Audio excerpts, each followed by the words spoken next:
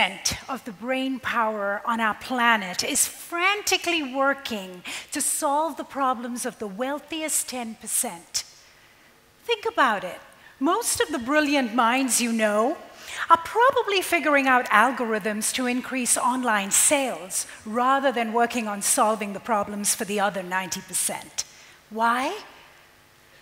Because in the face of so much adversity, lack of water, sanitation, education, income, most of us feel paralyzed, feel helpless. We truly don't believe that we have the power to influence lasting change in this world. But what if ordinary people, people like you and I, did have that power? What would you do? Would you seed rain clouds to avert the water crisis on our planet?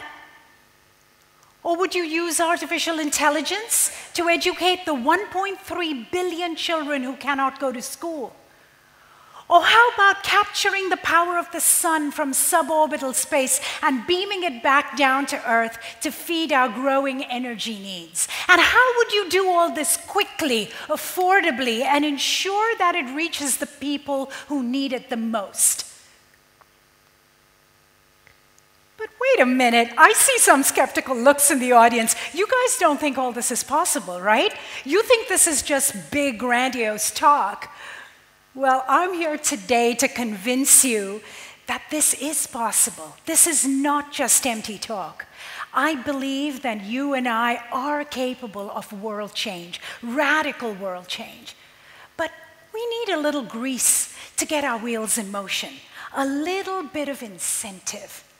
And this incentive that I'm talking about is often a potent mixture of passion, drive, and money. Let me explain. But first, let's have a quick show of hands. How many of you have ever flown on an airplane? All of you, great. And how many of you have ever used the GPS on your phone or a compass to find a location? Almost all of you, great. And how many of you have ever opened a can of food? Good. Well, even 100 years ago, some of this seemed completely improbable. And yet it happened, didn't it? And it happened because some ordinary person was often incentivized to provide a groundbreaking solution. 220 years ago, Napoleon Bonaparte put out a prize for 15,000 francs for the first person who could safely package, preserve, and transport food during wartime. Nicholas Appert, a common candy maker, came up with a revolutionary technology called canning that we all use today, and that's how food gets in your jars and cans. And 300 years ago, the British Navy put out a 20,000-pound prize for the first person to be able to measure longitude at sea. John Harrison, an ordinary, self-educated carpenter and clockmaker, astounded the Navy and came up with his invention of the marine chronometer that measured longitude and enabled for the last 3 centuries all the innovations in GPS and navigation that we cannot do without today. And less than 100 years ago, Charles Lindbergh flew from New York to Paris, motivated by a $25,000 prize promised to the first successful transatlantic pilot. Did you know that Lindbergh was a complete underdog in this race? He had only had his pilot's license for 2 years before he made that momentous flight, a flight that opened up a multi-billion-dollar commercial aviation industry that touches all of our lives today.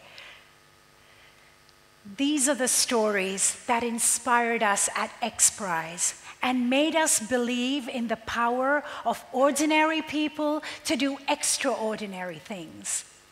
At XPRIZE, we design and launch large-scale, audacious competitions to find breakthroughs for the benefit of humanity.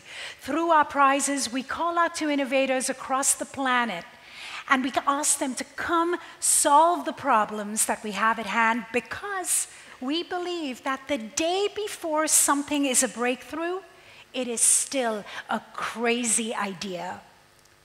In 2004, a few such crazies across 26 international teams responded to our challenge, our $10 million challenge for private space flight, to open up for commercialization, for exploration, and for science, space, mankind's last frontier.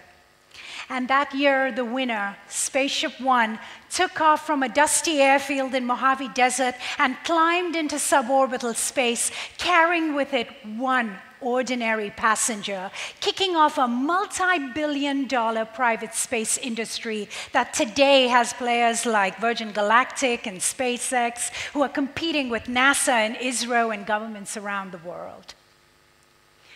XPRIZE is now bringing its radical innovation engine to India to create exponential breakthroughs for the other 90%, tackling issues in water scarcity, malnutrition, energy storage. Why India? Because India provides the perfect testing ground for us with its entrepreneurial spirit and the potential to test social problems at massive scale. But India is already competing in two of our biggest challenges that we have right now. One, to build and land a rover on the moon, and the other, to create a handheld device that non-invasively diagnoses up to 18 diseases. Both these challenges are in their final stages of judging, and among the finalists are two daring teams from India. Team Dhanvantri from Chennai, whose ridiculously affordable device is going to change global healthcare.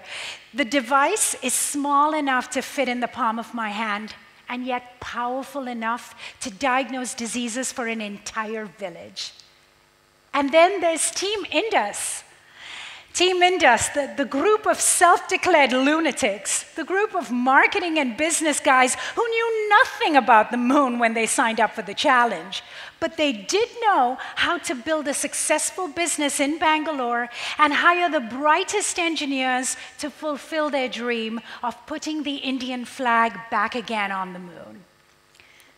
The most inspirational part of all of this is that the teams never do this just for the money. But they do this for the opportunity to be the first in a new industry, and in an industry that would truly transform mankind. With the determination to shake up the status quo and a little bit of money, they are always just ordinary people doing extraordinary things. So let's shake up this 90-10 ratio and reach out and lasso the future and pull it into now. Today, I am calling out to all of you to fire up your imagination, to start your creative engines, and tell me, if you could change the world today, what would you prize? Would you create a prize to 3D print organs for transplant? Or would you create a prize to grow food in the sky to feed the impending 9 billion mouths on our planet? Or would you create an army of nanobots that can course through our bloodstream, searching and destroying cancer cells, thereby saving millions of lives? Well, today I am listening to you. So get ready to answer my question. Take out your phones and tell me, in this vast universe of possibilities, what do you prize?